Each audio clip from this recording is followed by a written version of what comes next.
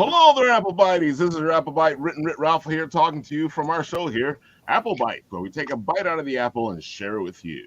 And the apple, of course, is all the geek things in the world that we love to do. And today we got a beautiful full house here with JM, Tim, Sebastian, and John. Hello. What up, guys? Hey. How's everybody doing? It's too much enthusiasm, people. It's too much. For the record, I'm sitting down. I think we're all sitting down. No, I'm glad Tim clarified. I thought he was standing up at the desk. Yeah, it's a dominance thing. Yeah. I'm technically hiding in Obi-Wan's Kenobi's closet right now, so shh. Isn't that how it is for us? We got to figure out where to do the show and how to do it with all the other stuff that happens around us. Yeah. Well, I'm lucky. The only thing I got is this, and she. Well, Pete Vasquez is already jumping in saying, "Let's go." What up, Yeah. Pete? So let's do this. John, I want you to start off and tell the people who you are and what you do, all the beautiful things, because I know GM and Tim are attached to you as well as they do their own thing. But let's go with this. Go for it. Well, that's loaded. They're attached to me. We can. Glad this isn't a drinking night per se. So Still I early. am the think tank behind / owner, editor, and janitor of Echidna Comic.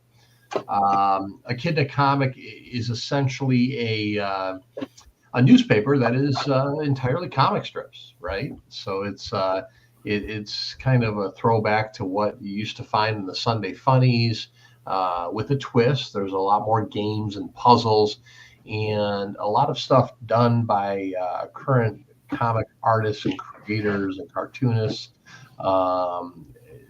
with their own ideas and their own spins and their own takes, and it's pretty fantastic. And I'm lucky enough to work with guys like these two gentlemen here, Mr. DeSantis and Mr. Jones, along with a plethora of other incredibly I am the thorn amongst roses. I will tell you that.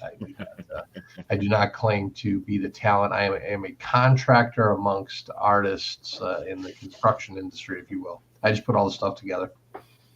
I gotta say, John, you do a great job because you are getting this thing seen everywhere.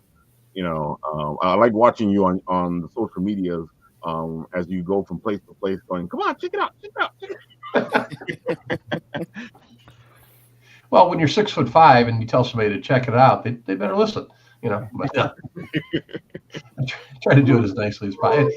And funny, our co-editor, our associate editor Darren Auk is also 6'5". So we were we met Jeff actually for the first time personally at Wellsboro Comic Con. He must have been looking at us going, "What the holy what's going on here?"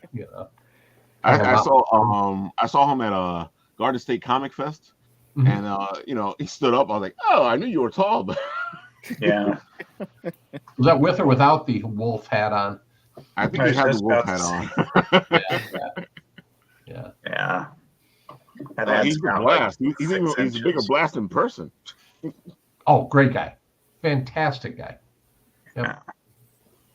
All right. So, Jeremy, go ahead. Tell the people who you are and how you're attached to this and all the good stuff. Go for it. Oh, I think Cyrilla's trying to get all the attention right now. I'm J.M. DeSantis. This is my cat, Cyrilla. I'm a writer, artist, working on, those are my March events. I put up some more artwork, Raphael, so you should be able to scroll through some stuff there. Yeah, as far as Kid in the Comic goes, I'm the writer and co-creator of The Beast with Led Danovich, and now Chadiana, one of my original properties, is being added to the list of comics. Yeah. A lot of my Valentine's Day things. What's up? I said they're going to go nuts. I'm telling you, this first issue, you're going to want to frame it. Seriously. It is a classic pinup that kids are going to want to put on their wall. It's that freaking awesome. Well, isn't that what we used to do with the comic strips? And I know I had a couple of them on my wall when I was a kid. So, right. Yeah, well, I told John I really wanted the first, since Chadiano was starting mid-season, I wanted something that was going to be really eye-catching for the first comic, and I guess he says I did a good job. I'll defer to him on that. I so want to show a preview of that #1 because it's just we gave him a full page to work with. It worked out so that for these last 3 issues of season 1, we could give him a full page, right? So he's got an entire full page spread that he just turned into a story / introduction / poster. Yeah. So cool. Yeah, I did what I could. And, when I cut that little trailer for it, too, I mean, what is that? It's only like 1, 2, 3, 4, 5 panels or something like that. I had, I just used those 5 panels to make the whole trailer out of it, but it's still, there was enough there to work with, In all fairness, one of those panels is 15 inches tall, too. Right, yes, that is true. Yeah. Well, I wanted to give everybody a full view of the character since they've never seen her before. Yeah. They got it. It sounds so weird to me because I've seen her so many times. Right. Well, yeah, but for you, Not that kind of full view. Yeah, you've seen her so many times, but there's plenty of people that have probably subscribed to the newspaper that have never seen my stuff before and certainly haven't seen her. So yeah, they're in for a treat. Oh, I appreciate that. Yeah, giant spider for the first 3. We got something good. No spiders, no. Yeah. Jim, I know your style. With drawing spiders, no. Oh man, that gives me such a good idea. I should make separately, right? Something with a top hat and a little like 8 monocles or whatever. Ooh, that'd be great. Like the Peanut Man, like Mr. Peanut. Yeah, exactly. You can call I can see this little spider with the monocles now. Right. Like Mr. Webb is here. Yeah. Oh. Allow me to grasp you in my web. Oh yeah. Well, you're getting a shot right there of the Beast, the first issue of it. I'm still trying to find a great way to display those because now we're up to 5 issues, and I gotta get a new stand or something so that I can show off both comics and all the issues. But yeah, if you're missing any, you can always find me at a convention. I have issues 1 through 4 and 5 on the way. So can I show a preview of? I remember the sketch, the original concept sketch you sent me of the strip for 5. Oh yeah, I've got it up on my screen right here. Oh, you do have it on your screen. Okay, I was going to. Mind if I show it? You got it. No, absolutely. Yes, you put it on the share, and I'll put it up over here. So actually, this one came together kind of in a unique way because usually I script first and then do the breakdowns, but I was this had to come together so quick, so I was just kind of like working everything all at once. And I think I was at a lull at a convention. I was just standing up and sketching out this layout. So, and it pretty matches pretty well. I think I changed like 1 panel by the that's the actual in development page. Yeah.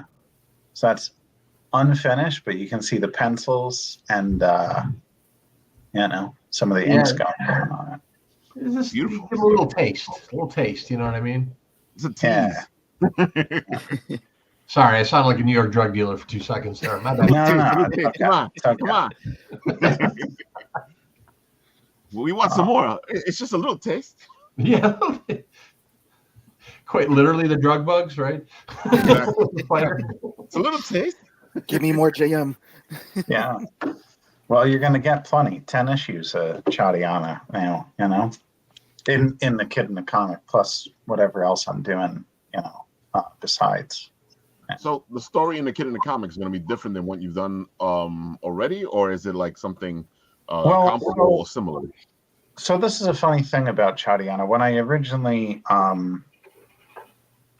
the concept for the character, and when I released the first issue I did self-published, I had the idea of there would be this larger arc for her story, but there would be pockets where it could have this very Conan-esque or Red Sonja-esque kind of thing where I could just have these standalone stories that happen throughout.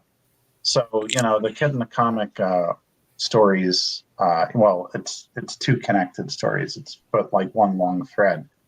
It'll be a standalone thing. Still a little information you get about her, for anybody that hasn't read the character before. But, it's its own thing. And it helps me because, I can still do these one-off stories of hers without, needing somebody to have read all the back lore and everything. It just it helps, and then they can always go back in, and check out the other stuff later. There you You'll go. have two people out. Party. It's a party in here. It is. I like the fact that you're doing something different in there because especially if you're already somebody who follows you, you get something new. Yeah. Well, yeah, that was the other thing too. I mean, I had to give something that, of course, anybody that's never read the character could get a nice introduction to her. But then for anybody that has been reading it, sorry, got to turn my phone down. But for anybody that has been reading Chadiana, I want them to have something new, something they can sink their teeth into and be like, hey, this is good. I gotta get a new story, so they're not having to rehash something that they've already seen, and it kind of hopefully will promote more subscribers that already know. I know at least one of my super fans is subscribed to a Kid in the Comic, so he's excited that Chadiana is getting to. Is that the one I met? Did you meet Garden State Comics? No, Dwayne wasn't at Garden State. Okay. Yeah. I know I took a picture of that guy with with your stuff. Oh, that was Rob. I don't know if Rob's subscribed or not, but Rob is Rob's another super fan. He's on my Patreon and everything. So I'll give you his name. We'll reach out. We'll get him in. Yeah, We'll come and get you. I know that he tried to subscribe when I gave the whatchamacallit, the code the first time before it was working perfectly. So I don't know if he went back in and tried to get it in. But yeah, what's Rob's last name? Williams? I don't think so. Okay. I'm going to yell at him then. I'm coming to get you. Just enough to intimidate him to subscribe, not to scare him away. Just fine line. Yeah. No. Rob's good. He's very supportive. All right, Tim, it is your turn. Oh, tell hi. the people what you do, all the good stuff, and tell them how you're attached to the Kid in the Comic. Well, I am the creator, artist, writer, and resident moron of the comic strip Sour Grapes.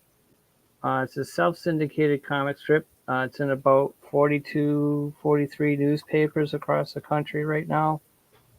It's on some websites, news websites and that. And, yep, that's the latest one right there that came out last week. So it's a weekly comic right now. And I've got a bunch of books that go along with it as far as compilations go.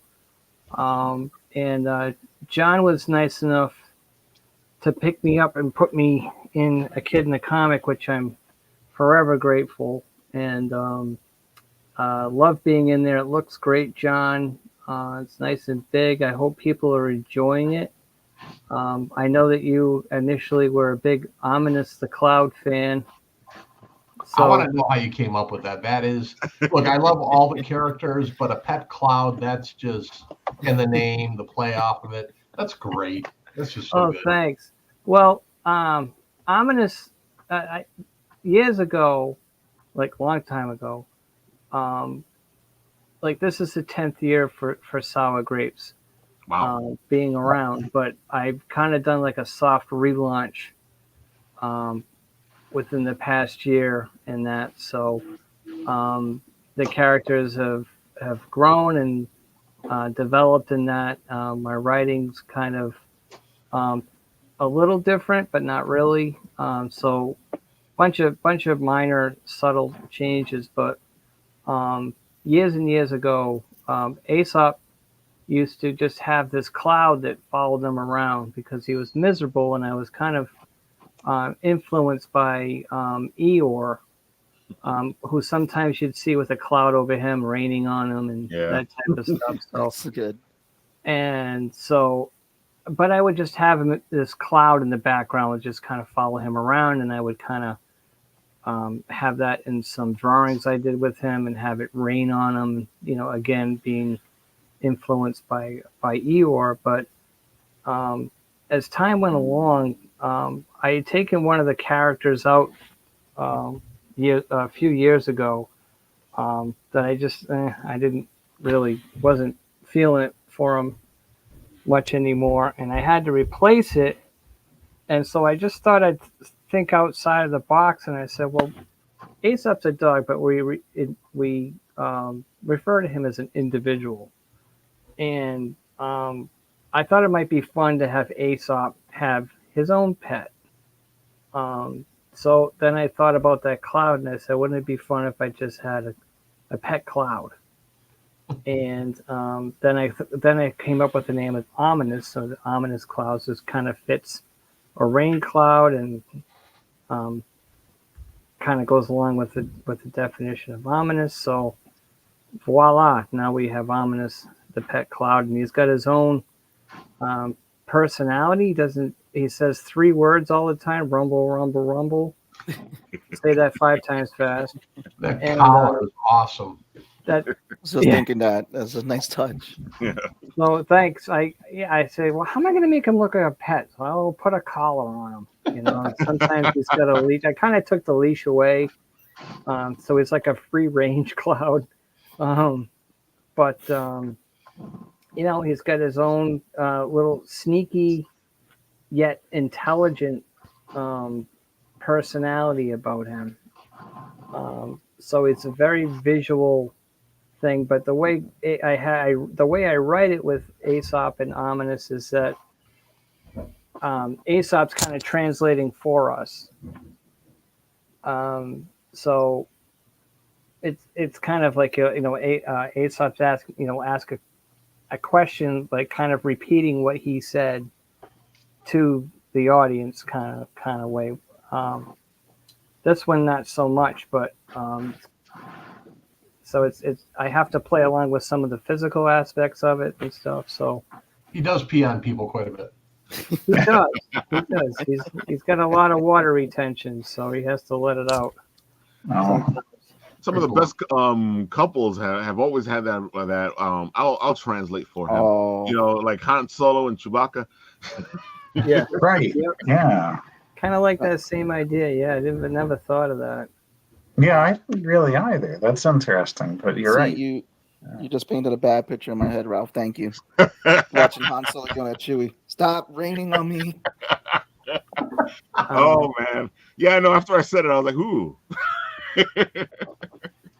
So there's other characters in the strip, and so you see them come in and out.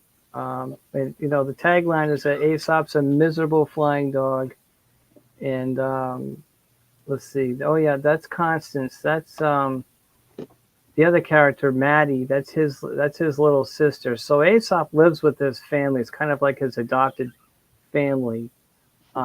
There's Maddie is kind of the head of the household with his younger sister. There's no mother and father figure. There's no wife, so he's like the older responsible, not really, brother that kind of is the pathetic adult in the room kind of thing. Constance is your 16-year-old brat. Arms folded all the time, thinks the world revolves around her, just your basic teenager. She can't stand Aesop, and or ominous for that matter. She's just angry all the time, but you know, so that's Constance. I don't know if you can find one with Maddie in there, Ralph. Oh, there he is. Wow, that was quick. So that's Maddie. He's the not so bright scientist, and so he and Aesop are pretty much the two biggest characters that you'll see more of Maddie than anybody else. Maddie's a nerd who kind of takes after my nerd side, which is most of my side, and so he has trouble with women. He just has trouble with everything. As a matter of fact, this whole strip is about just a problematic, troubling world that they all live in, and Aesop just happens to be the guy that's reluctantly trying to help everybody out in his own miserable way. So that's that. Who else is left? Is Ominous and Stuart's in there somewhere. He doesn't come up very often. That's not Stuart. That's my brother. You gotta go down, down, down. Oh, and then there's snowmen that peek up. That's right. They're the other. It's a weird world that Aesop lives in, and every now and then he's got these snowmen friends. There's about 3 of them: Horace, Henry, and I'm not sure who the other guy is. I have to think about it. But so he communicates with these snowmen, and you'll see that it's done in thought clouds, and it's usually just a really bad joke. Can I say something? Yeah. I really appreciate that, Joe, for someone who's worked in the call center. Yep. As a matter of fact, for this week, I'm doing another a snowman episode. So they mostly come out during the winter time, obviously, but it's tough because I'm in newspapers down in Florida and Texas and in Georgia, so I kind of just give it to them anyway, whether they like it or not. But there's another character named Stuart, and that's Constance's boyfriend. He'll be in there in that list somewhere, but rumble. Oh, and I started creating Ominous friends for Ominous, and one of them's Dustin. He's a dust cloud. Oh, there he is, right there with the telephone. Yeah, he's a dust cloud. I gave him his own episode once where what does that say? What's that, Dustin? You just got an urgent phone call. Geez, I hope it wasn't anything bad. It was just a particulate matter. Oh my gosh. Thank you for laughing. But yeah, Stuart's in there. He's there he is right there. There he is. Okay. So that's Stuart. That's Constance's boyfriend. And the story with him is that he was always just talked about by Constance. She would complain about him and say, oh, he wants to break up, or he said this and he said that she didn't like, and that. So when I took out the other character, I wanted to bring someone else in. And sure enough, I said, well, you know what? I'm going to bring Stuart in and give him some life. And so there he is. I put Ominous in this so they can all start interacting and not just Aesop with Ominous. What's up with Ominous, Aesop? I'm not sure, Stuart. I mean, he seems to be okay. Don't let him fool you, bud. He puts up a good front. And so Stuart's MO is he's underachiever millennial. You write weather humor too well. Did you have an underlying desire to be a weatherman when you were growing up? No, but I did. I was on Channel 10 that's around here, and who's that guy? And I went on with the meteorologist because some of the jokes I have with instead of Ominous seeing a vet, he sees a meteorologist. And so I said she was a fan of Ominous being a meteorologist, so they put me on the show. Oh yeah, that's the strip where he's selling. Ominous got a job, a summer job once, and he was selling shade at the beach. Telling you, I'm a big Ominous fan. So doing a comic strip is different. I love doing it because my goal is to make people laugh. But one of the that's my book that just came out late last year. So doggone miserable. So that's a compilation of like about a year's worth of strips and some other fun stuff in there. But the fun part about a strip and the good part about a strip, there I am on TV there that's the meteorologist lady, is I can't hear if the people are laughing or not, so I'm hoping that it's funny. You know. Do you ever feel like you're under the gun, like, because it's a weekly strip? I couldn't imagine that, right? It's, do you ever get to like your deadline day and you're like, oh, I just haven't thought of something, or do you try to stay so many weeks in advance that you give yourself this huge buffer? Yeah, that's today. I'm like, oh my God, because Mondays and Tuesdays are the day that I have to get the strip done, because all the newspapers that I'm in have different deadlines for when they print the newspaper, as I'm sure that you know, John. So my deadlines are Tuesday, Wednesday, Thursday, Friday, and Sunday, Monday, in that order. So it's not. I get on the laptop and I send. They all get the same one, thank God. And some of the newer papers, I give them the backlog, and then eventually they catch up, to the current. That has to help you out a little bit. A little bit, it does. Well, when I talked to Tim, I went through. I started, kind of stalking his social media after I agreed to do this, and I'm like, "Oh, I'm going to pick the best of Ominous." I'd like this one and this one and the other kid in the candy store.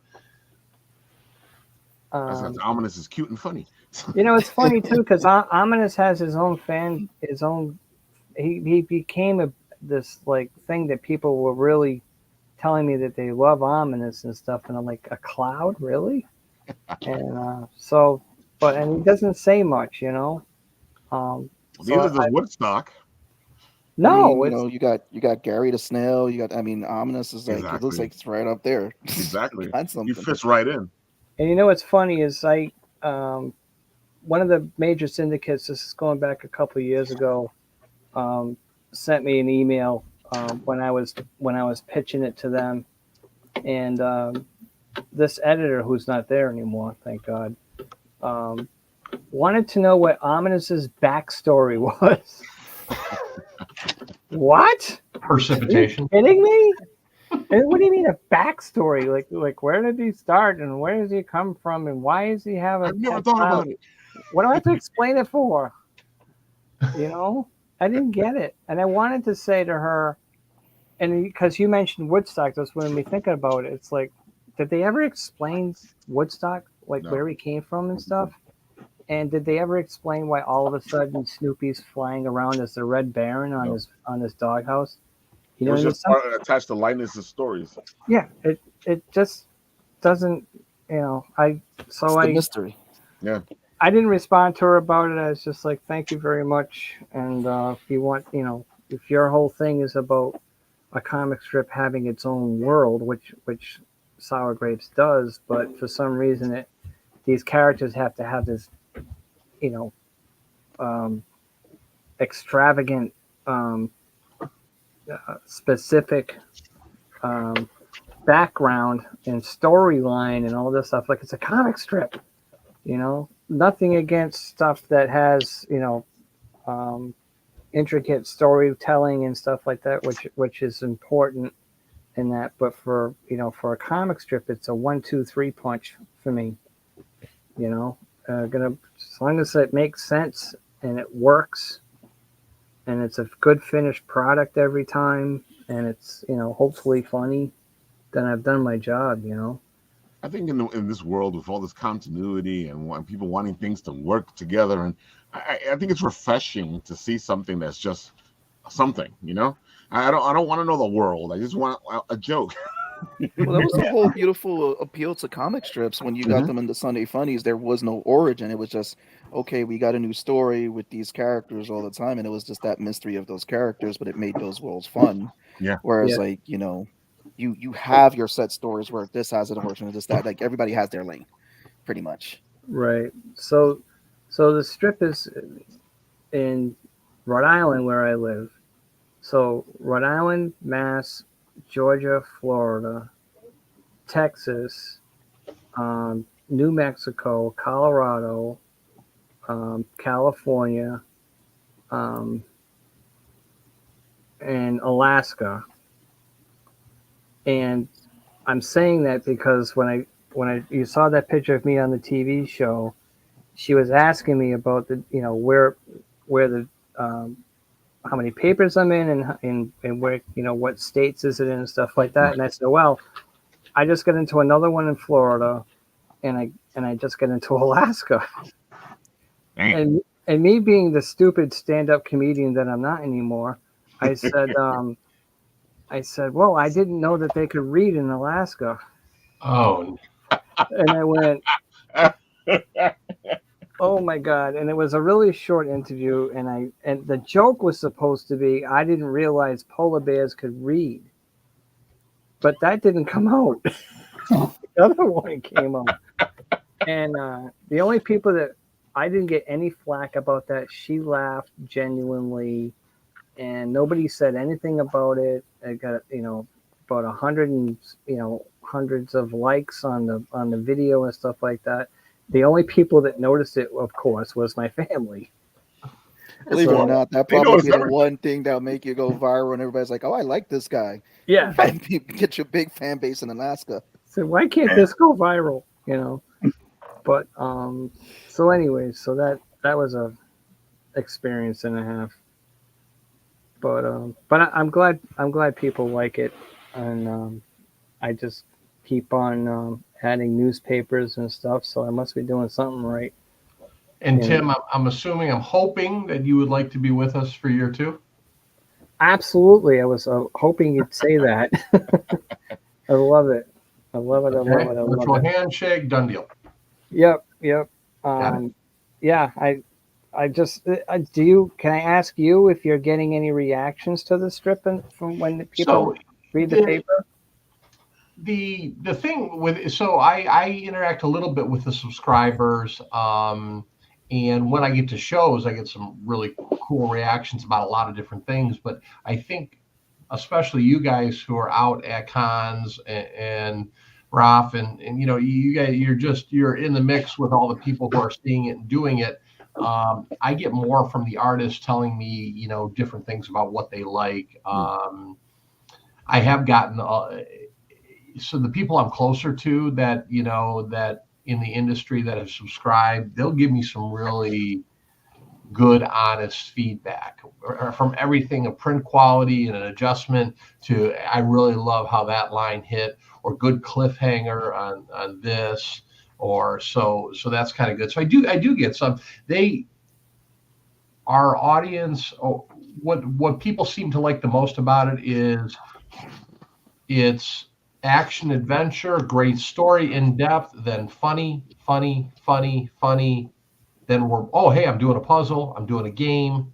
Then we're back to action adventure. Like there's a flow there that allows people to pick up the paper and put it down, and at the same time have some different things to do. Even if, let's face it, some strips hit, some don't with some people in different ways, just like comic books do. If one doesn't hit, they can move on, right? It's not just you buy a detective comic nowadays. If you spend $5 on it, and if it's not hitting right with you, that's what that whole comic is, right? You're not. You don't get a different option. So Right. that's some of the great feedback that we've gotten is the variety is and we're trying to add a few more. Well, we've just added 2 new artists, David Brown, okay, and Rick Brooks, who they're both comedy strips and they're both hilarious. Mr. Morris is Rick Brooks' comedy strip about he is an educator himself, so it's a strip just about a school teacher and some of his funny interactions with his students, which the reality base of that makes it hysterical. And then Planet Joey is David Brown's strip about this kid who has a best friend who's a bear. And the reasoning for that is now David's from Canada. And this kid lives in Canada. He's a big hockey fan. He's a big Toronto Blue Jays fan. So it all, kind of like Calvin and Hobbes type thing with that. And it's pretty fun. The art is great. It's really good stuff. Cool. So we got some cool things coming up for the next. I mean, man, I'm excited. One thing I can there's Mr. Morris there. There's Rick. One thing I've already revealed. There's David Brown, Planet Joey. Is our interview section. Our interview section. We did the chitter chatter section, which was fantastic, right? Oh, by the way, we promote a lot of old commercials and anything that's nostalgia based. You're on our social media right now, pumping through some of that nostalgia.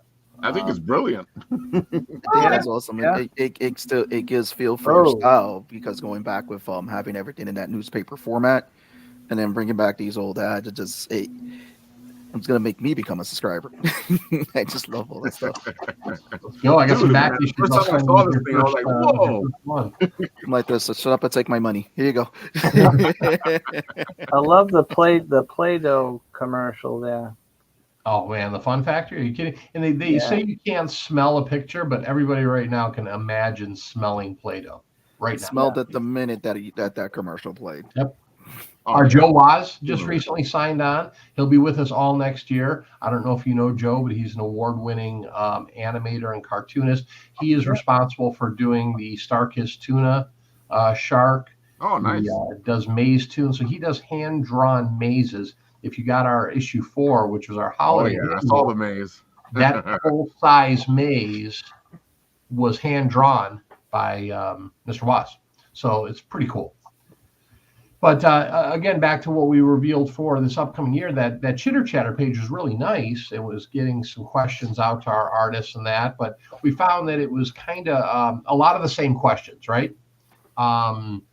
So we wanted to kind of keep in the same theme of communicating information and nostalgia. So now we're adding information interviews with nostalgic figures, I guess I would say. So we do some interviews, we transpose them, put them in print. This first interview that we did was with Daryl Vidal. If you're a Karate Kid fan, Vidal was the guy who made it to the finals against Johnny, the one who did all the spin kicks. Mm-hmm. And he did a fantastic interview that told all these behind the scenes stuff, all this really cool, interesting notes about the Karate Kid. And it was a blast. It was. I kind of geeked out a little bit in the middle of the interview. It was like an hour and a half interview recorded, and then we had to pare it down to 1 page worth of stuff. And I got him to admit that he would have won. He would have killed, destroyed everything in Fall Valley, which was, and he says it right there, is perfect, So I gotta say, I don't envy you, because I've done that whole interview, then put it down to like a written interview, and it's not easy. You got to cut out some good stuff. You've only got so much room. Mm-hmm. But that's why I like this better, because you can just air everything. No, it is cool. It is cool, and I'll take the highlights of the interview after the issue comes out, and I'll start pumping those out on social media. Oh, that'd be perfect. Yeah. So that we get a little bit of both. I did screw up though. My voice was not coming across on the interview when I recorded it. I just realized. So I have to kind of insert the questions that I'm asking when you hear his answer. But I think it really adds You know, something. get somebody else to voice over it and go, "That's not you." Right. But if you I mean, it really adds something to the paper. I think so. Yeah. Photos in there. There's a lot of cool content, and we're working on. If you know anybody cool, okay, that's retro cool, like obscure is even better. You know, that was in a movie that we all loved back in the day, or TV series or something. Let me know. I'd love to interview them. I'd love to get something out there. So. Well, we run into a lot of people, so I'll send something your way. I've got a con next weekend. There's a couple of old school wrestlers and different people there. I think that's always a popular one. Old school wrestlers, right now. Oh man, they have stories for days. Yeah, old school wrestlers. I don't know What if I Comic Con is that, John? It's local to me. It's called the Great Lakes Comic Con. So we know Great Lakes. Yeah. Yeah, it's not huge, but I'll tell you what, they draw some great artists there, and a few celebrities. Always a couple of big wrestlers involved. I've met people there last year. Mike Royer, fantastic inker for Jack Kirby. I'd met Bob Layton there. Bob Layton's my favorite. Yeah, just so good. I mean, Bill Morrison is always making appearances there. Al Milgrom was there. Oh, I love Al. Yeah. So there's been so many. Jim Steranko's been there more than one time. Wow. So there's been a lot of cool, iconic people that have been there. I usually find like the smaller shows you get to connect with people more, especially in various different industries versus like the bigger ones where everybody is just like it's just chaos. So always love the smaller conventions just because of that intimacy, and then that's how is build relations. I mean, build relationships with Ralph and JM. Yeah. That's exactly how we did it. So let me ask you guys so many times. So Ralph and Sebastian, you both read the paper. You've taken a look. What would you add to it if you're sitting in the editor's desk? Interesting. What would you like to see? What would be cool for your style, your type of reader to see in the paper? I know you're doing those old time commercials, on the Instagram. Can you find either old time commercials that still work today, or just put in some old time commercials from the days past? But I think if you did like if you got like some advertising that actually worked with that style of advertising from back then, that might give you some extra revenue too and be entertaining. Well, getting people to pay for it is one thing, but my friend, page 3, bottom left-hand corner, blast from a past. Every issue has had an old-time ad in it. Yeah, it does. I mean, we've had Stretch Armstrong. We've had the Army Men. You can always stick in the classic bullpen page or writer's page where people send in questions. Yep, we had that. Always cool. That's what we turned into our interview page. Yeah. Oh, that's so you turned that into the interview. Okay. So John, this is my first time meeting you, and Ralph did not send me a copy. I'm gonna pick on you later, Ralph. But learning about kids in the comic, do you guys also remember Wizard back in the day? Sometimes they used to have a drawing section where artists would teach little tips and tricks on drawing. Do you guys do that too? Yes, sir. Ooh, okay. Like I said, should I take my money? No. I can share. That's the great thing. I have on my computer here all the different. Well, let's here. I got a good one for you here. I find that great what you're doing with Kids in the Comic, and then everybody getting together. I guess I feel like left out the club. I'll pick on you, Ralph. But no, it's a great thing because I mean, Sebastian, for me as a kid right down your up, alley, so. You just said be on Sebastian. I'm like, cool. Gave you my thumbs up. I love you. So no, it's cool that this is being done, especially in print, because I remember back in the day as a kid, growing up and picking up Wizard magazine. That was one of my favorite sections. That's pretty cool right there. I love it. That's Glenn Whitmore. Glenn does a really good strip called Captain Clockwork.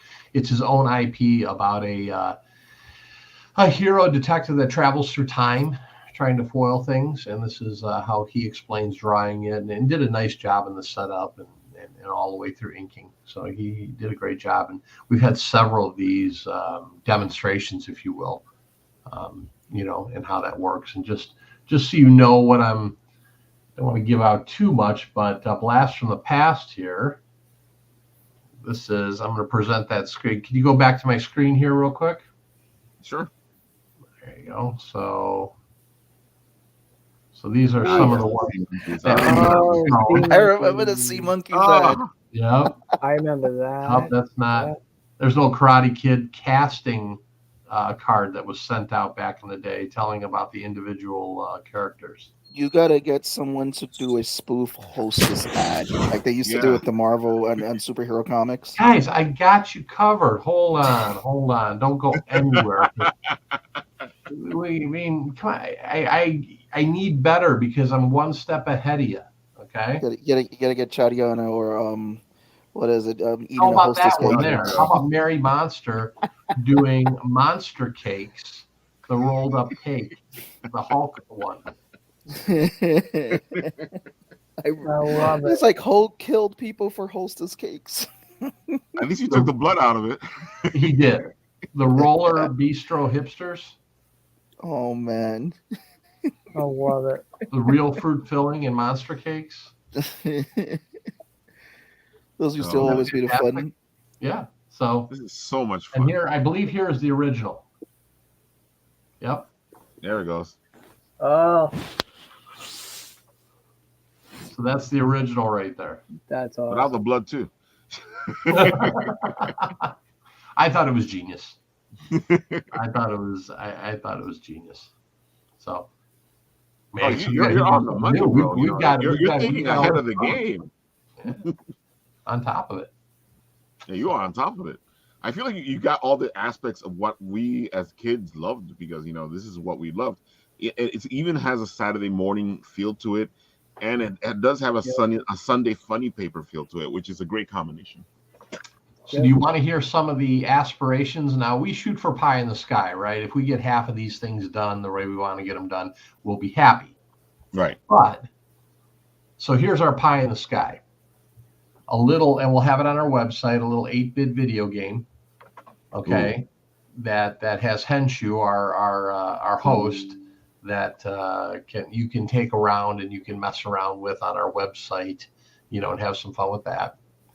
Thinking about for season 2, and I got to work out the details. Do you remember the Choose Your Own Adventure books growing up? Yeah. Right. Turn to page such and such. What I'd like to do is to put a small strip, a single panel in the corner of almost every page. Okay. There's Henshu. Yep. In the corner of every page. And what you can do is you can go from one page and choose where our hero goes. Turn to page 12. Does he go down the tunnel? Does he fight the dragon? Turn to page 20, back. You died. Go back, start over. It's a little tough to pull off, but we're looking at the logistics of that right now to be kind of fun. That would be kind of fun. That would be. So that would definitely get a lot of people like, okay, what's going on here? I remember Mad Magazine used to have the fold into the arrows, and you pull it out and have another picture when you put it together and stuff. I don't know if that'd be stealing, but it would be neat to have something like that in the paper. So I love that. I don't think that's copyrighted. The guy who did that, Al Joffrey, just passed away recently. Within the last few months. Mm-hmm. And he was the mastermind behind all of that. I think that was always great. Yeah. Well, the other thing I think we're going to do too is we're maybe going to do some spreads. I don't know if we'll include them as separate, but what I wanted to do is include an insert with a 3D poster and a set of the red and blue goggles, the whole paper thing, so you could look at an image, that's 3D. So, that's a cool idea.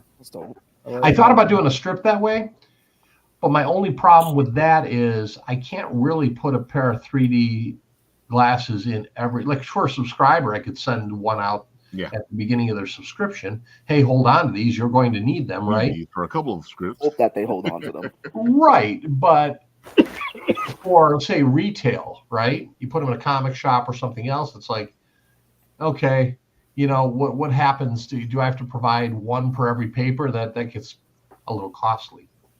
Yeah. Yeah. There was one guy, so I remember it was a while back. I did a convention in Atlantic City. It was an anime convention. There was this guy, he did his posters where that if you downloaded an app on a phone, if you scanned the poster, it actually had an animation to it, Yeah. which I Come thought was on. pretty cool. Yeah. Really? Yeah. Yeah, it I've was seen that a couple so it was like a fan art piece he did of Goku when he was like back in when he was like the little kid bursting through someone, right? So when you scanned the poster, it showed the animation of him doing it. So you got the poster, you could scan the poster, and you got an animation, which I thought was pretty cool. That is pretty cool. There's an idea for you. Okay, now we're on to something. All right.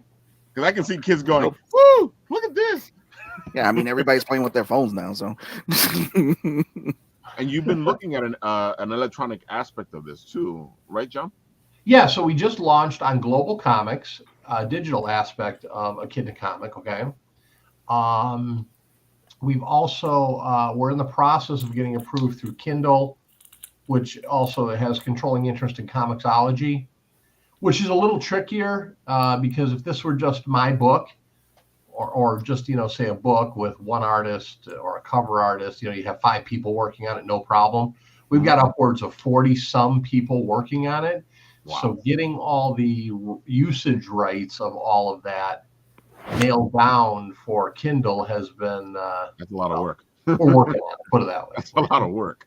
It's but you can go to Comicsology right now, or I'm sorry, Global Comics, and you can subscribe or purchase. You can preview for free a few pages of each one of our issues. You can go ahead and purchase the issue, subscribe to it, however. If you have a link, I'll put it right up over here on the comment section. Just put it there in the private chat. Go ahead and put that right on there. And while we do that, we're going to talk a little bit about our co-host here, Mr. Sebastian Bonet. Oh, Sebastian, that guy? Go do your stuff. That guy? Who was that guy? All right, I mean, how do you follow up with that, man? Greatness, kids in the comics. So I am Sebastian Bonet. I have debuted back in 2016 when I did my horror comic Dead Planet, which you remember that, Ralph. But after pandemic, I released what was called Concrete Combat. Concrete Combat was a comic that originally was based off of a poster I was doing, which was going to be like a basketball player looking like a crossover with Dragon Ball. And then it just took a life on its own. So elevator pitch, Concrete Combat is a story that takes place in a cyberpunk fantasy world where you follow the story of Micah Gordon and Beatrice. They got to live up to either their family's legacy or be destroyed by it. And pretty much this world, I just had fun dipping in there and creating it. It debuted in print in Wayward Raven's anthology We Suck at Comics. So issue 1 is there, and it's also in Patreon on my Patreon page, where that's where people can go see it digitally right now. Issue 2 is halfway done, and it's already half of it's already listed on Patreon already, and issue 3 is already in the works too. And also to Dungeon Runners, which is the prequel to Concrete Combat. That's the Deadline. Deadline was fun. That was actually a free comic I put out as an artist and everything, but I'll go over that in a few. But Dungeon Runners is another fantasy. It does take place in the same world of Concrete Combat, but you get to see the dystopian side outside the cities and everything. This is actually a new submission for Wayward Raven's second anthology of We Suck at Comics, Volume 2, because, again, many of you know we suck. As far as it goes, I love those guys. Shout out to Mark and Alex. So when it comes down to it's amazing, they're a blast, and it kind of helps us out, us independent people out, because sometimes you just can't, shell out all the money to do it on your own. I mean, if anybody hasn't seen this anthology, I mean, it is okay. I don't have my copy here; it's probably over there. But it's a pretty thick anthology. It's like 300 pages of various different artists and creators that got together. Wayward Raven put it out there, and it was just a fun book to do. I got credit with coloring someone else's work, which was JJ Barker's, and with submitting in part two with for part two Dungeon Runners. So Dungeon Runners is in a dystopian world. It takes place before Concrete Combat, and you actually get to meet one of the antagonists that will later be in Concrete Combat in the story. And so I purposely did it out there. George Medina, I gotta give him a shout out, creator of Wonder Duck. He did the lettering for both books. So Dungeon Runners is actually up fully right now on Patreon for those who subscribe. And again, it's a 20 pages that was done with that. Concrete Combat was 23 pages, and currently issue 2 is going to be about like 30 something pages. So the pages are just doubling up. But I've been having fun with this world, and ever since locking down and reworking on my stuff, I've just been hammering away. There goes one of my fun favorite characters. Get to see her right there, Beatrice. I mean, not Beatrice. I'm sorry, that is Bethany. I gotta admit, it really pops. I wanted to capture Psycho, so that's what I did. Oh, you captured Psycho, all right. But I had fun with it. I always have fun with colors. I don't call myself a colorist, but I just wanted something that was reminiscent to like anime meets American style comics, as well as just have fun with like bright colors. So even though it's like, yeah, I'm going for this dystopian feel, but the colors just let themselves to play out and everything. So I had fun, a lot of fun creating the different things. I tackle with creating different cities, different down to like different religions, and a lot of my stuff. And we've had this conversation, Ralph, was also playing D&D. D&D allows me Oh, to. you can feel the impact here. Oh yeah.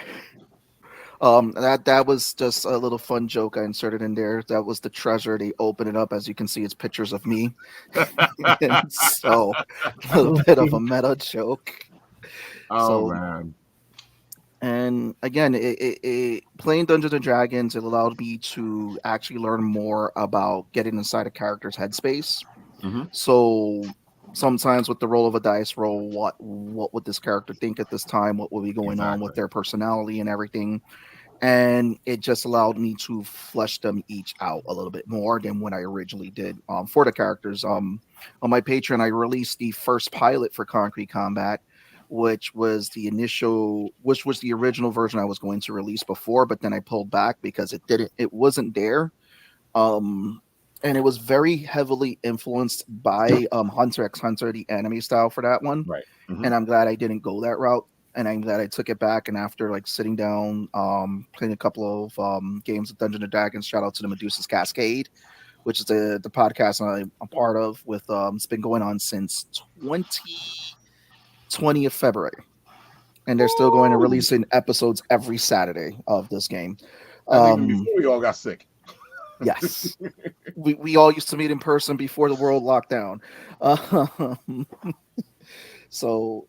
And again, Concrete Combat's just been a labor of love. It's been my passion project. I've already written out, planned out already 18 issues, and the story is still going. And that was it's Concrete Combat in a nutshell. And I'm also one of the 4 hosts of Nerds and Around. Nerds and Around. We love that show. What do you do on Nerds and Around? You just talk geek.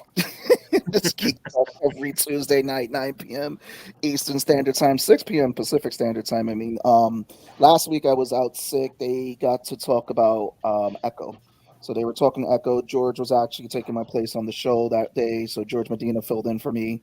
The week before, I forgot what we talked about. We just talk random stuff, and it's just us just geeking out, finding out about all the random stuff that's come out, all the good geek stuff, whether it be from comics, music, everything. Right. Oh, it was Invincible that we covered. So here's a question for you, because a couple people want me to cover this. They actually want me to do a show on the new X-Men 97 stuff. And are you guys going in that direction, or what are you going to do with it? Because I know there's a lot of controversy on it now. Just because I'm gonna stand on a hill and show people like you have not read an X-Men comic if you're complaining about all the stuff. You do not know what the X-Men were about, my friend. Yeah, I'm a little bit outspoken about controversy. I think it's really, I'm gonna put the word out there bluntly, stupid. and it's just have fun with it. It's the stuff is created. If you don't like it, then that's fine. Just let other people enjoy it.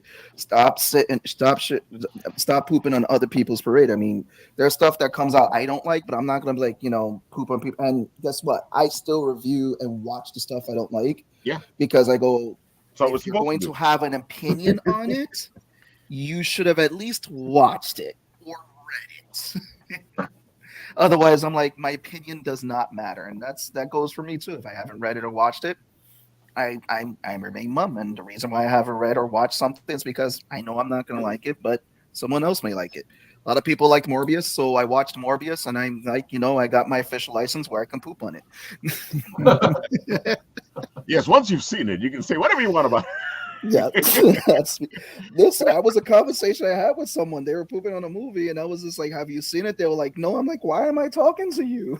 You haven't seen it." I've never understood that. If you haven't seen it, or you haven't read it, or you haven't, why are you talking about it? Because all you're doing is talking about, I heard somebody said this. I'm like, no, I don't want to hear that. I want to know what you think. Listen, I sat down to that Zack Snyder movie that they released on HBO. That took years out of my life. And I to this day, I'll tell people that Zack Snyder is a very, very great cinematographer. He gives you beautiful shots. Beautiful as far shot. as storytelling, dude, come. Probably I'm not the sure. Watchmen is beautiful, man. The Watchmen is beautiful. It was written for him. He didn't write it. Now, when you see Rebel Moon, it's a different story. It's like, thank God he didn't do Star Wars. Well, isn't that what Rebel Moon is? Is like, this is what would have happened if I would have done Star Wars. So the funny thing about Rebel Moon, and I know we're walking away from comics right now. Rebel Moon, there's a beautiful world. He gave you beautiful shots. He gives you characters that you've seen before, and they kind of, for me, fell flat. Because I have seen this in an anime called Samurai 7, which actually brings that all together. If this was written as a TV show, I think this would have given Zach more time to explore these characters. But because it's a movie and it's condensed, and I'm like, I shouldn't have to wait for the extended cut to understand where you're going with these characters.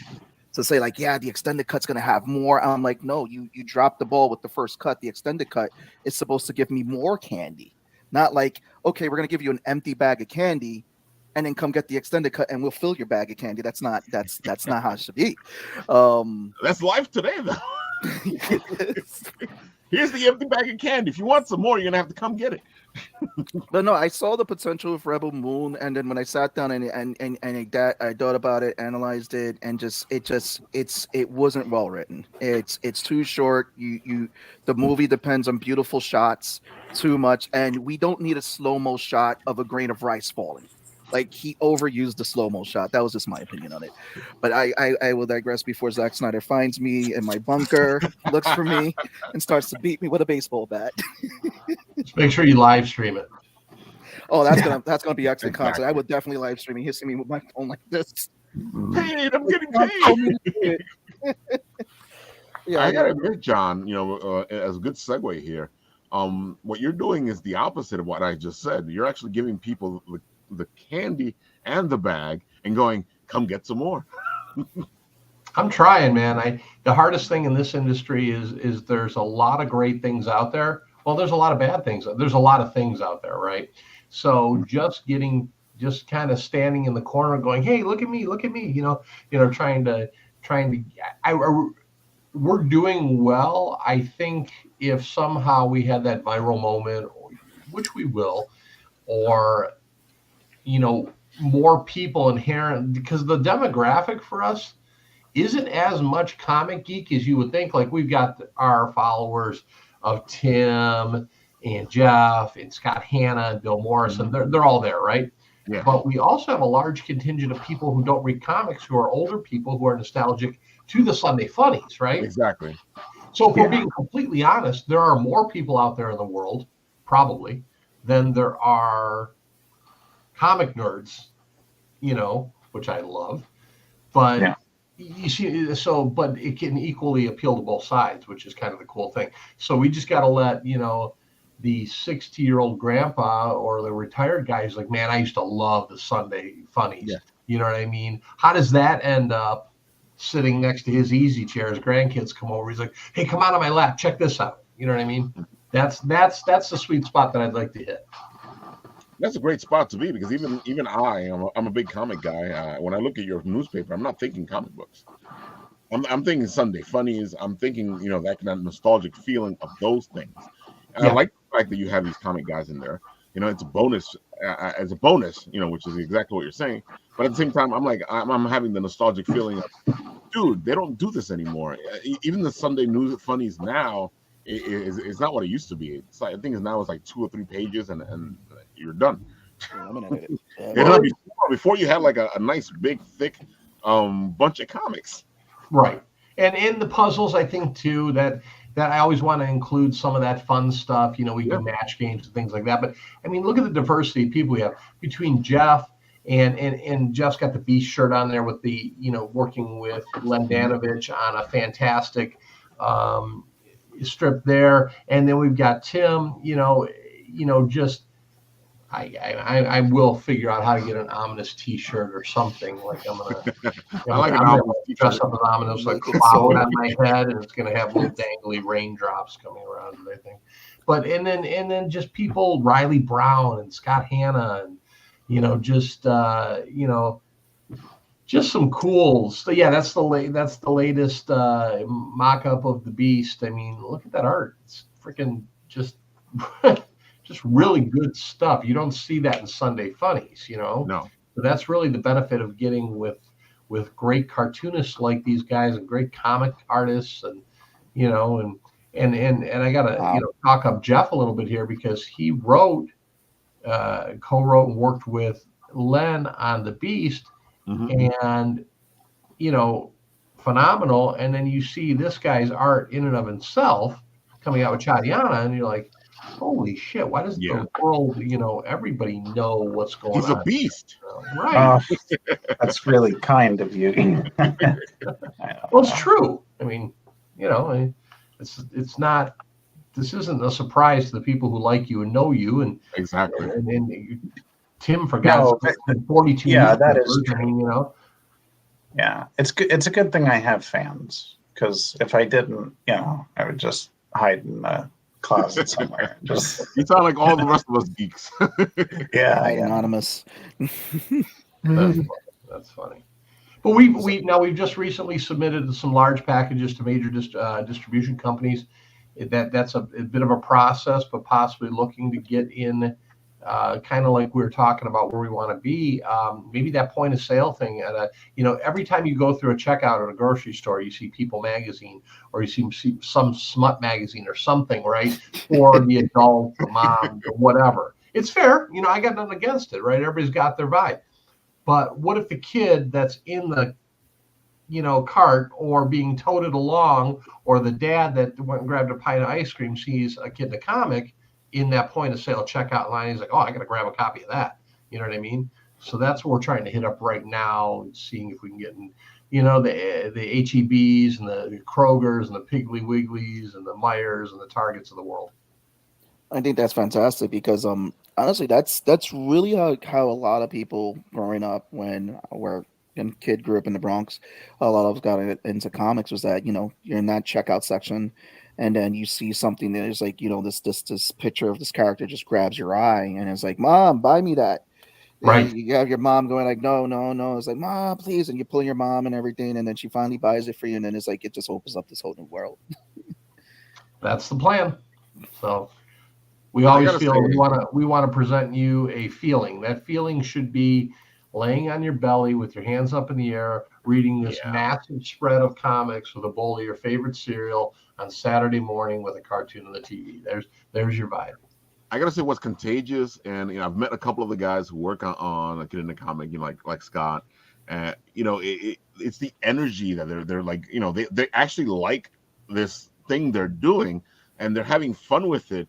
And when I talk to them, he's like, sure, let's do a video, Ralph, come on. Scott's cool, man. He's, everybody knows him as he's famous for inking, right? Yeah. Especially John Romita Jr. That guy is a phenomenal painter and artist and colorer and writer. And man, his mother was a famous classic styled artist, a classically trained artist. He comes from a family of them. So if you ever get a chance to talk to him about that, it's incredibly interesting. Oh, I love that. I'm gonna have to hit him up about it. But I love the energy that each person that I've talked to, about getting a comic, they just bring it with them. When I talked to JM or Tim, they were really excited about getting a comic. We want people invested, right? I mean, because this is like a billboard for their work.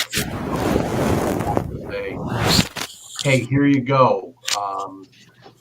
Hey, and Pete, I know they that's why we just launched digitally. That's why I put the link up there, brother. So if you want to check something out digitally, go check it out. We're not ignoring you. I think you'll get more out of it with the paper in your hand. Not gonna lie, but it's there, for those on the go. More fun. Yeah, it's more fun to have it in your hand. It's more fun to do the crosswords or the mazes on the paper itself instead of trying to go on a screen. You know where I think it would be perfect? In those little newsstands in the airport. Think about you get a 2 or 3 hour flight, grab one of these things. Oh, that's perfect. Perfect. I think it's dope though that you did get into put it on Global Comics, because it does bring that digital awareness. But like Rob said, some people they're gonna see this now on the digital platform. Eventually that's going to transition to them going, you know what? I see all these great puzzles, I see all this great art.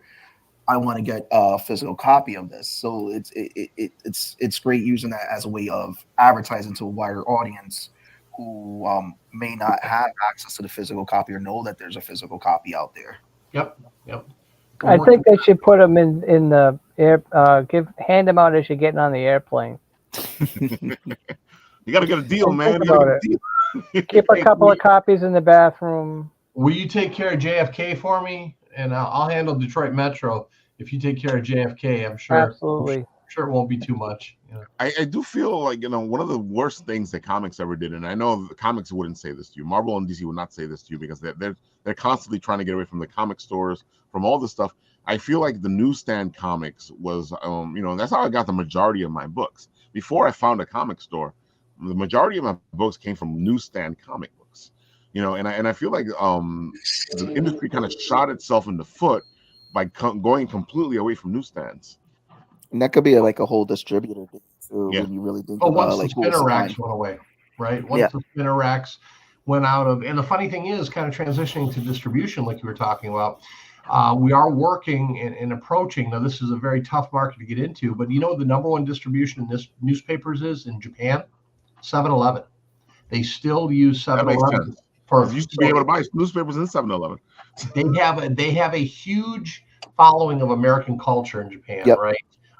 And a lot of people speak English, so that's kind of the angle we're looking to see if 7-Eleven will take on a trial basis. Yeah, 7-Eleven. It's really weird. It's how it's just something that's just huge over there in Japan, and like you said, it's to get into that. I had a friend who went over there, taught English for a year, and he says that just the difference is there was a big Spanish food culture out there. They just love everything that's coming from over here. We don't see much of that because we're bringing all their content over here. But to get into that, it's like even exchange. But no, that's a really huge market to get into, and just to have it there for them to pick up. And they still not only do digital, but they're also taking a lot of that physical form, like when you look at the manga books and everything that they're printing out there and everything. Yeah, it's we hope we can get there. I have a teaser, by the way. Oh, go for it. We've signed somebody for season 2, which will launch in the summer after our issues are done here. And all I will tell you is this is a 40-year veteran of the comic industry who also wrote a famous superhero comic strip in major distribution for newspapers all around the country. So I'll leave you with that. That's a good teaser. So John, now tell them where they can find you after you gave them that beautiful teaser. Go for it. All right. It's really simple. www.akidnacomic.com. I don't think we even have to say www anymore. Am I just that old? Akidnacomic.com. You can go on to as well Global Comics and search for A Kid in a Comic. I put the link here on StreamYard. That'll also transfer over to our Facebook page. You can check that out as well. There's some samples up on our website. There's a list of all the artists who work with us, do work with us.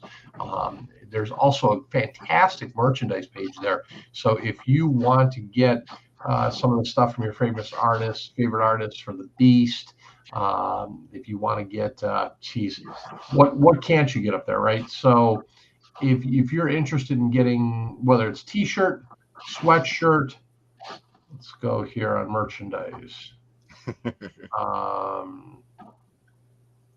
Tim, we got you up there, right?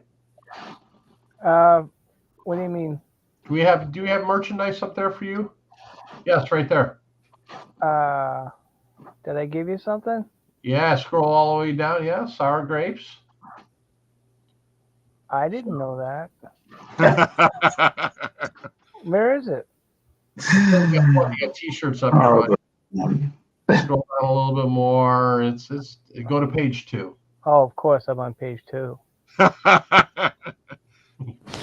So there's a t-shirt that you can get. Oh, no shit. You can get it in a couple of different colors.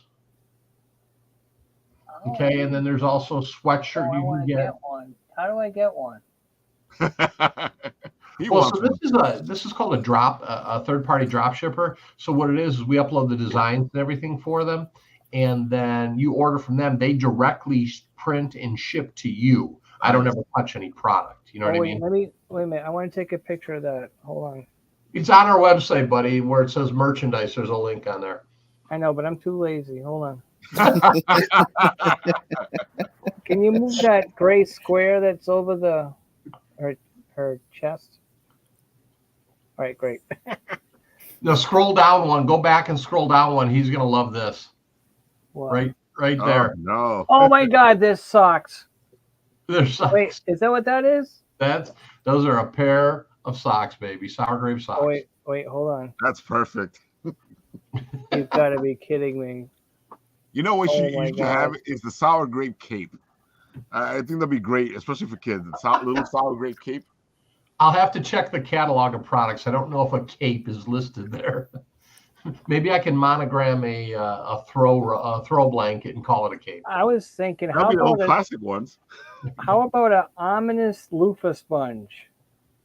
Or an ominous little fuzzy teddy bear. I want a visual of what that is from. You're gonna have Ralph test the product. You could use ominous to wash where the sun don't shine. Yes. There's the tagline. Well, it was an all ages show.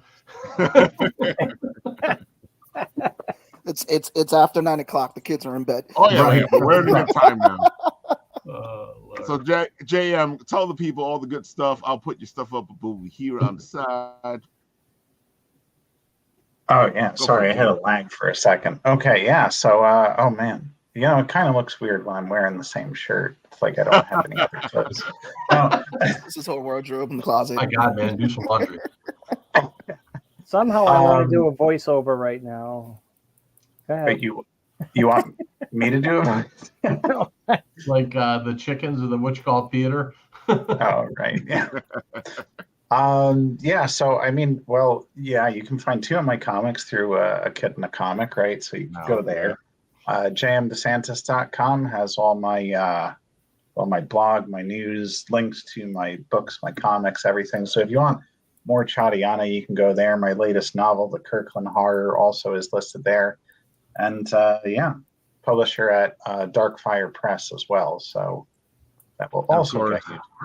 There goes the JM DeSantis Instagram page where you guys go check out a lot of beautiful stuff and where he is, because he is everywhere. Oh yeah, well if you actually if you go to the Linktree, which is in my profile. Oh, it's right there. Hold on. Yeah, that's got everything. It would be nice if you followed me back too. I don't get a Linktree. Oh no, don't worry. I'm already following you. This is my this is the page I use to show things off. Okay. That's a stalker page. Yeah, I gotcha. Yeah, All right, but Tim. in the profile, yeah, the link tree's got everything, so you can get it points you to all the directions, including to a kid in a comic. I think that's the top link right now. And Oh, it goes full circle because on a Kid in There a you go. Comic, there is the Linktree page to Jeff's. There you There goes go. the Linktree page, folks. That you can see it there. Everything. How do you entertain a comic artist? Click, click, click. Yeah.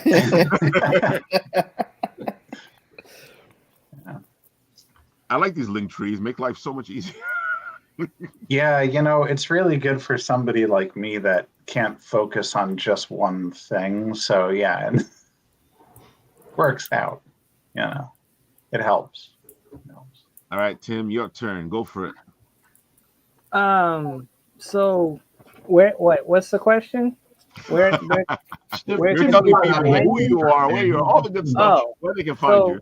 if you go to sourgrapescomic.com, that's the website for Sour Grapes, and you can see everything on there. There's the social media stuff. There's links on that. There's contact for me.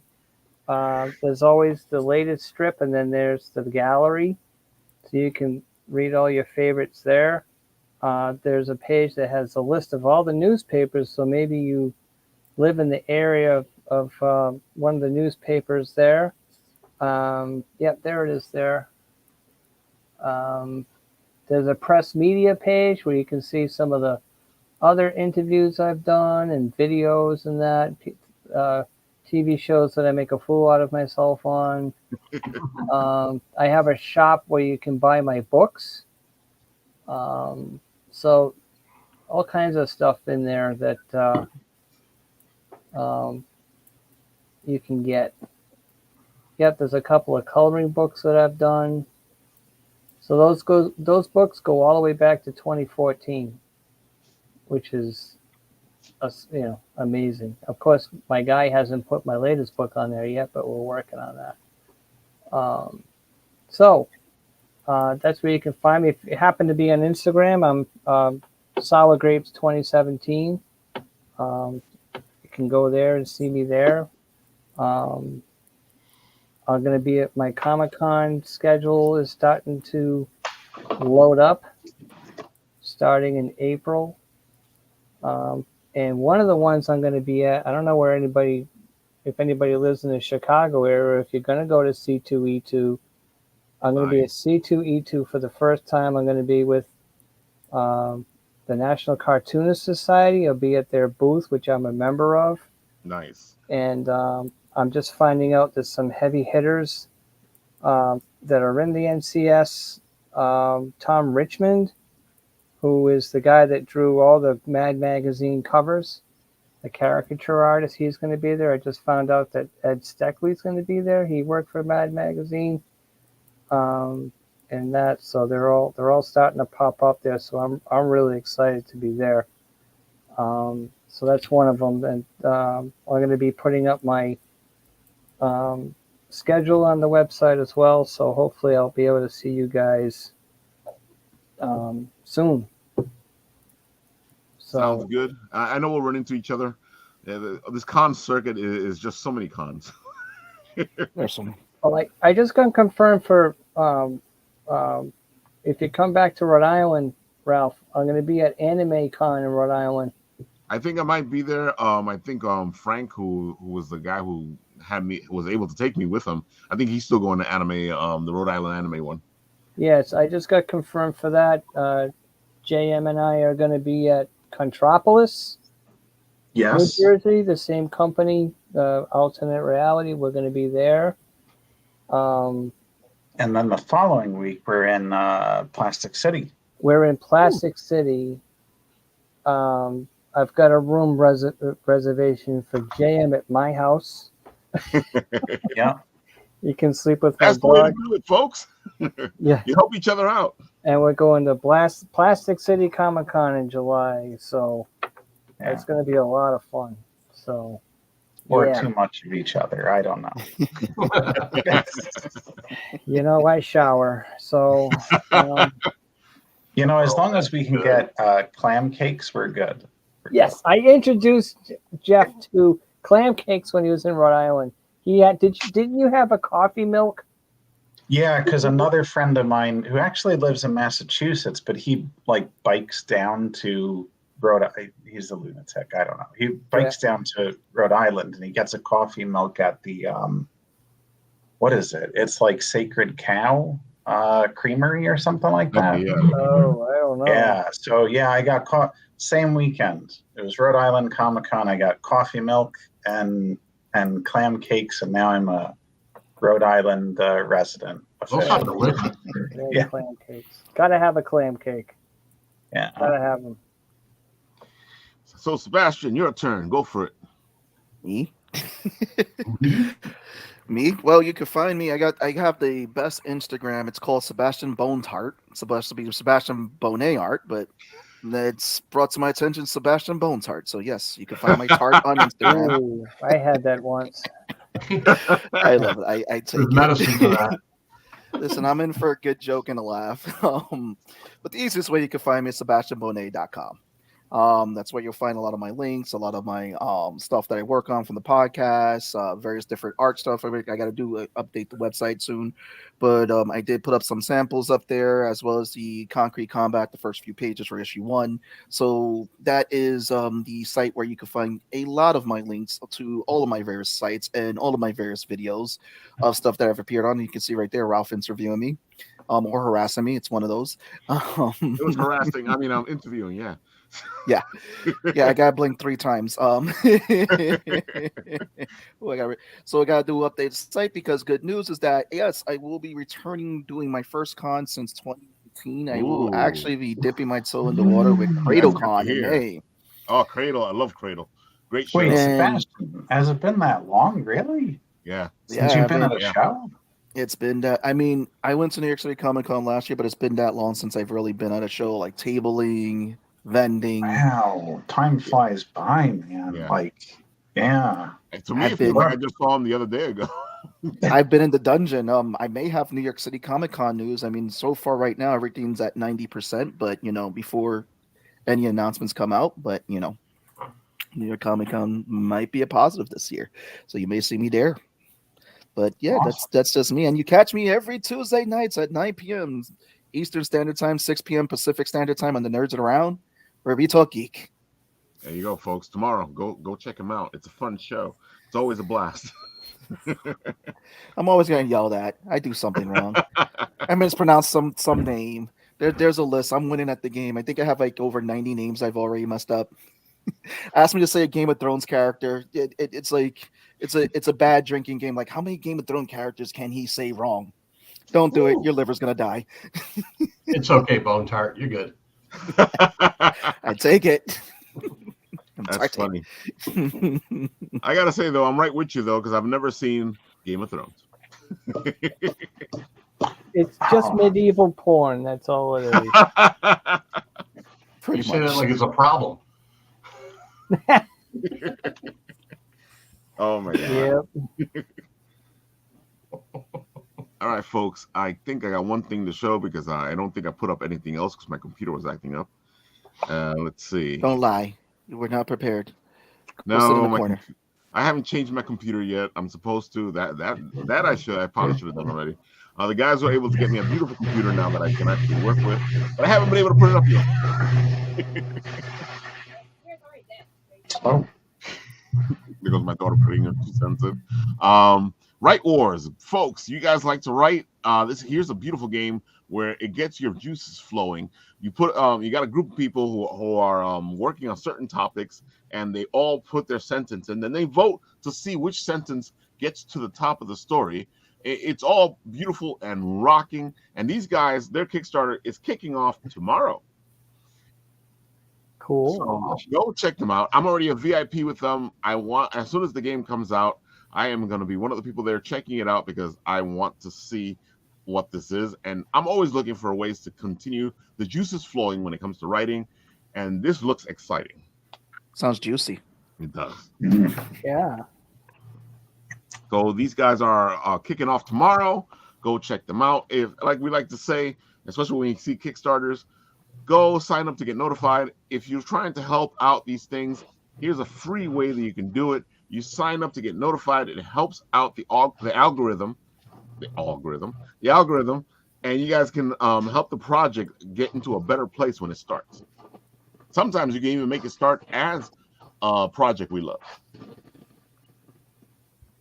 So if you want to help, Cool. you want to do something for free, there you go. It's easy. It's free. People, it's free. Exactly. FREE.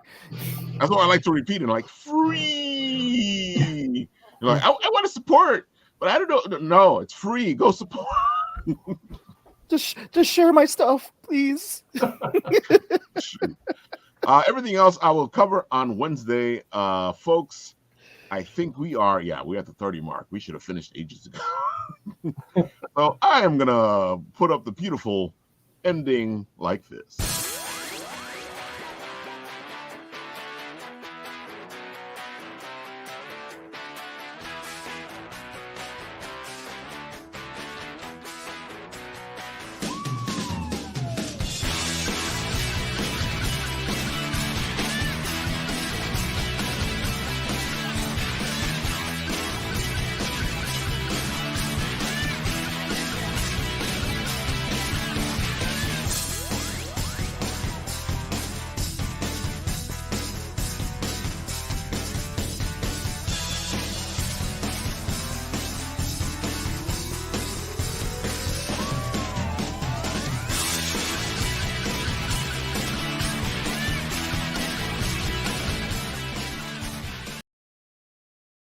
What are you waiting for, folks? Go home.